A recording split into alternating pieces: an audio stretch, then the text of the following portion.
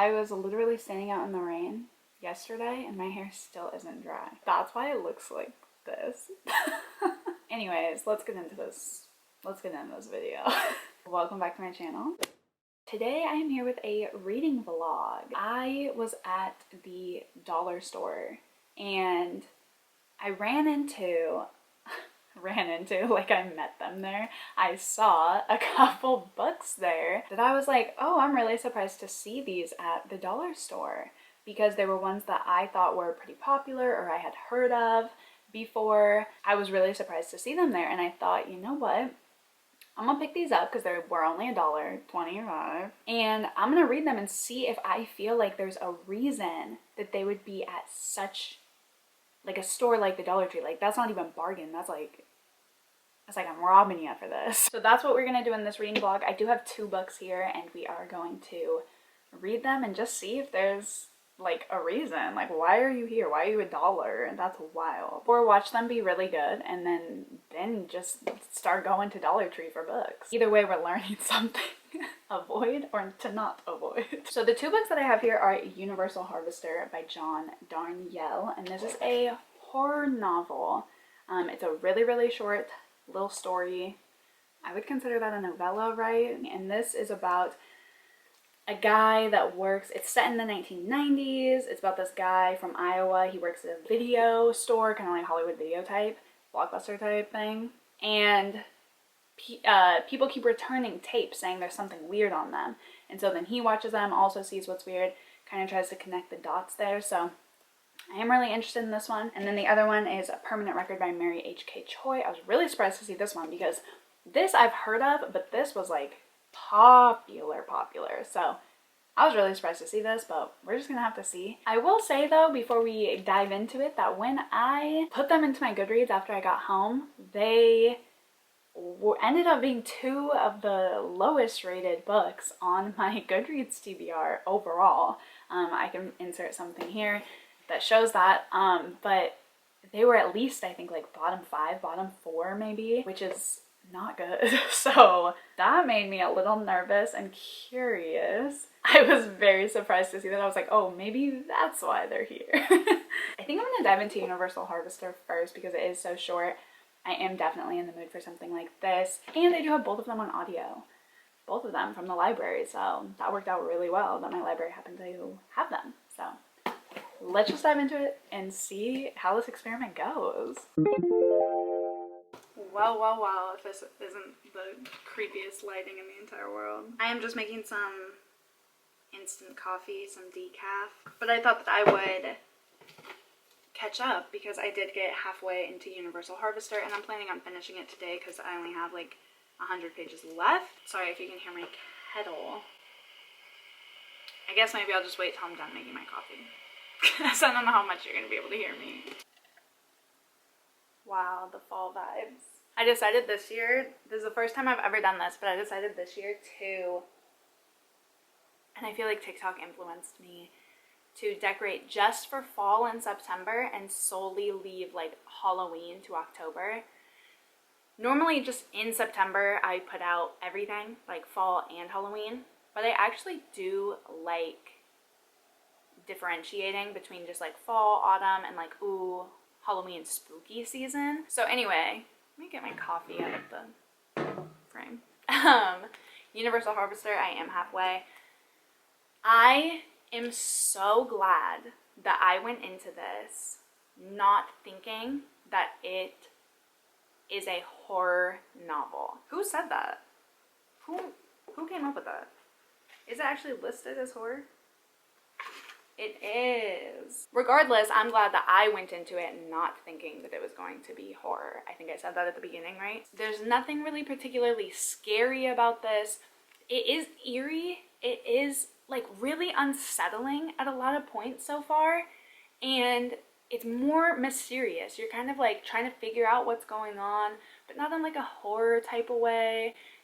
I would say it's more really dark literary fiction. That is how I would describe this, with maybe some sprinkles of like eerie mystery or something like that. A lot of the reviews that I saw, and I think I discussed this at the beginning, but a lot of the reviews that I saw for this like, people didn't like it because it wasn't what they expected. And so I'm glad, like, going into it, like I said at the beginning, where I was like, I'm going into this not expecting it to be scary, not expecting a horror novel. I actually think that helped a lot because honestly, I'm really enjoying this. It's weird. I'm confused, and I'm wondering in the last part how everything's gonna come together. And it's a weird book, but it's so unsettling and not a lot happens, and yet I, at least, am very intrigued into what's going on. And I wouldn't even necessarily like recommend this to anybody. I wouldn't be like, oh, if you like this book, you'll like this book. I don't know who would like this, if anybody. But for some reason, I'm really enjoying this. The writing style is very odd, and I can see why, and that's why I don't lightly, so far, I wouldn't recommend this to anybody in particular, because the writing style is probably my least favorite thing about this. It's, that's what's hard, like, the writing, I really like. It's kind of lyrical and intriguing and all of this, but the actual style, so, like, one paragraph, it'll be from, like, this person's perspective, and the next paragraph could be someone else's entirely different perspective, and then there's points where it's, like, breaking the fourth wall and talking directly to the reader, and that could all happen all on one page. So it's, like, you really kind of have to pay attention, because if you even, like, I was listening to the audiobook, and if you even for a second start thinking about something else, you're going to be lost. Like I said, I have about 100 pages to go. I'm about halfway, so I'm just going to finish it, and we can discuss once I'm actually, like, have my final thoughts and stuff. Because I feel like the way this ends, it could go, like, either way. You know what I mean? We'll have to see. But I'm actually enjoying it. Dare I say. So it's been about a week, and I actually just wanted to pop on here to say that I've really thought about Universal Harvester, and I think I'm actually going to go with a 3. I was sitting here editing and I realized that I never updated you when I actually finished the book. I just updated when I changed my mind. But originally I gave it a 4, so I never say that. I literally just awkwardly jump into, I'm changing my mind, and it's like, about what, bitch? You never said. So originally I gave it a 4. Because there were things that I liked about it, and it was good, and it surprised me in a lot of ways. But at the same time, like, I'm not going to think about it again. I'm probably not going to read it again. Like, it was good, but it wasn't great. And, like, I probably won't ever do anything with it or use it for anything, like, video-wise or recommendation-wise or anything like that. Like, I don't know. It's just, like, a forgetful book. Like, in this week that has passed since, it's like I'm not sitting here, you know, still thinking about it or being like, oh, that book, you know. So I just feel like I'm lowering my rating since I've had time to kind of let it marinate. I do still stand by everything I said. It was way better than I thought it would be. So anyways, I just wanted to pop on here and say that since I still haven't uploaded this video. I figured, why not update since I have thoughts, further thoughts. So that's all. So the next and final book of this vlog that I found at Dollar Tree and was very surprised by is Permanent Record by Mary H.K. Choi. Mary H.K. Choi wrote Emergency Contact, which was really well received, I would say, and since this has written Yoke, which is very well received. Everybody seems to love that book. So I don't know if this is like middle child syndrome. Maybe, you know, sophomore slump. This is like interesting to me, like this cover choice. Like, so it like, it's cool, but like I really just want to take it off because this is so much cooler. Like, look at it on its own. I don't want this bright yellow thing. Like, that is so cool. Regardless, even this being like her least liked book, I was still surprised to see such a popular author at the Dollar Tree. Never read from her before, but I am really excited to see if I like this. It's about this kid, Pablo. He works at a deli. He has a ton of debt. He dropped out of college.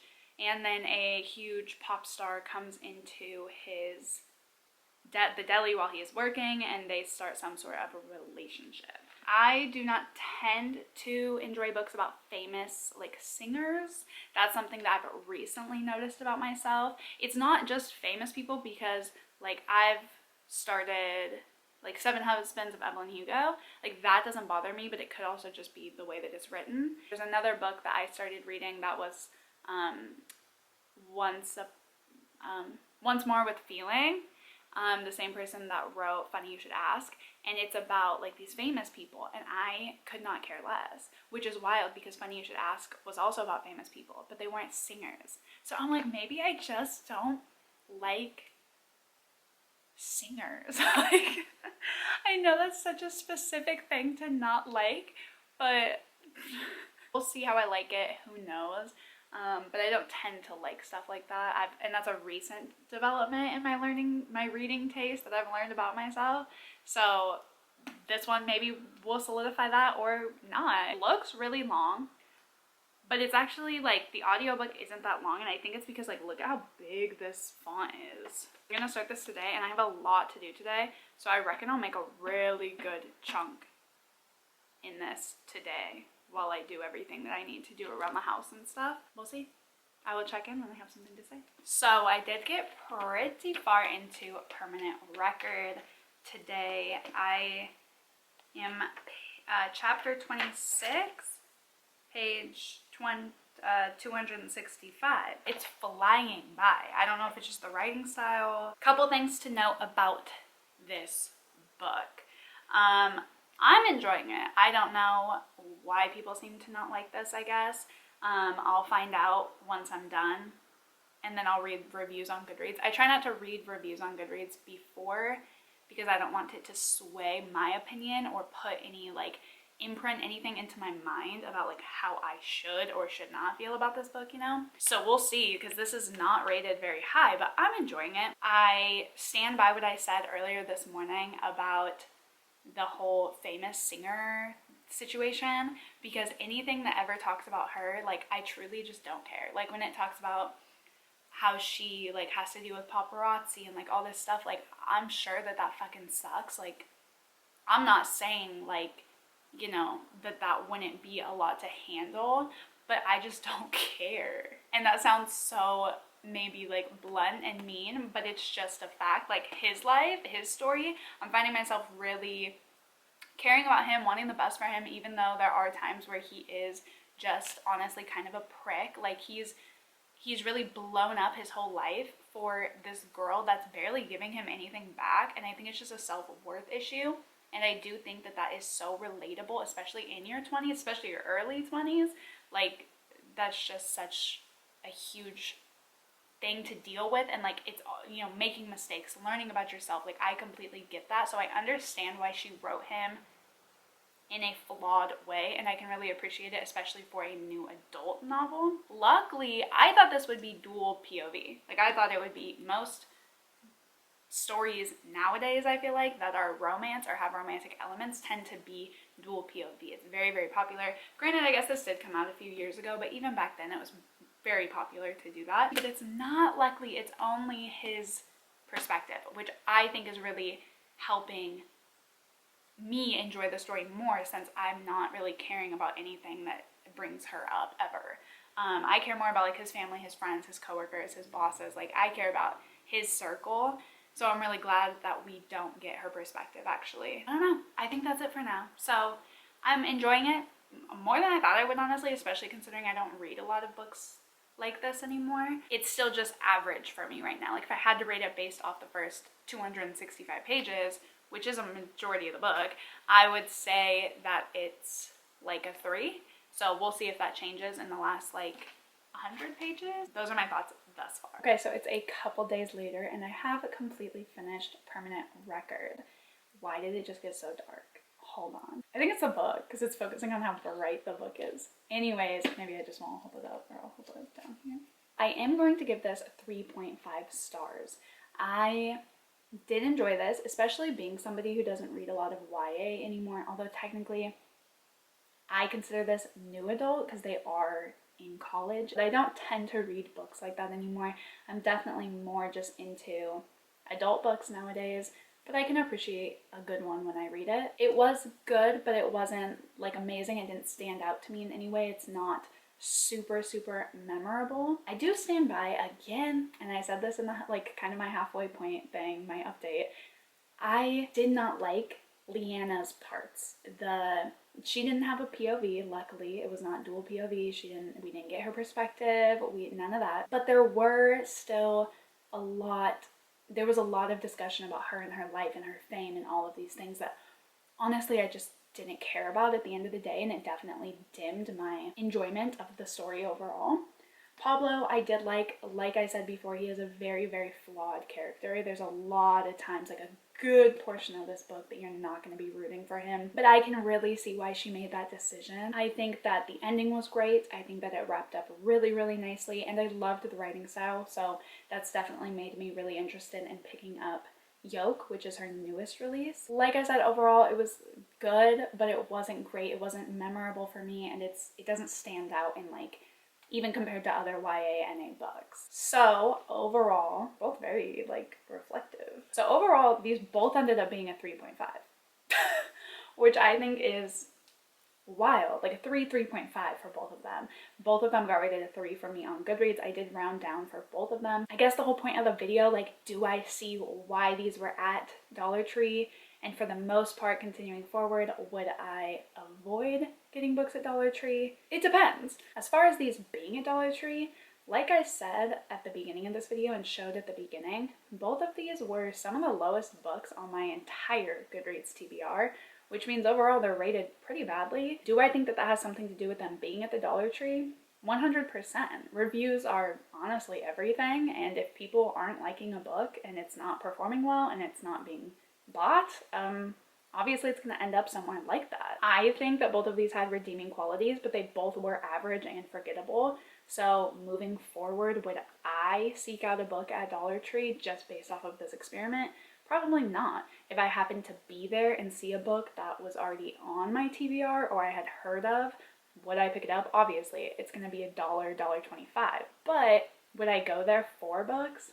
No. But sometimes there are really good finds on, online and in stores like that. So it's hard to say. Like I said, moving forward, I would only buy a book if I had heard of it, heard good things about it, needed it for something like a video or whatever, or if it was already on my TBR. But would I actively seek out books there? No. I'm not mad at these both for being a 3. A 3.5 for me. It's not a bad book. It just isn't one that honestly I might even like unhaul, and they aren't ones that I'm constantly thinking about in my mind or would reference a lot or recommend heavily. You're really just gonna have to decide for yourself, and if you happen to be at Dollar Tree and see a book that you really want, obviously get it. Like, I'm not saying that that means it's gonna be a bad book or that any books at Dollar Tree are a bad book. Obviously reading things is entirely subjective, so to each their own. These both being the exact same rating for me and me feeling similarly about both of these books is pretty telling, but who knows? Moving forward, I'll definitely always keep my eye out. You can't put me in a store that has a book section without me going to that book section, but I'm definitely not going to see anything there and probably buy it if I hadn't heard of it before. So I hope that you all enjoyed this kind of random video. Let me know what you think. If you've ever bought books from Dollar Tree and like have had a major success or major failings or whatever it is, definitely let me know. Like the video if you like the video, subscribe if you're not already, because I have a lot of fun videos coming up in October, and I will see you in the next one. Bye!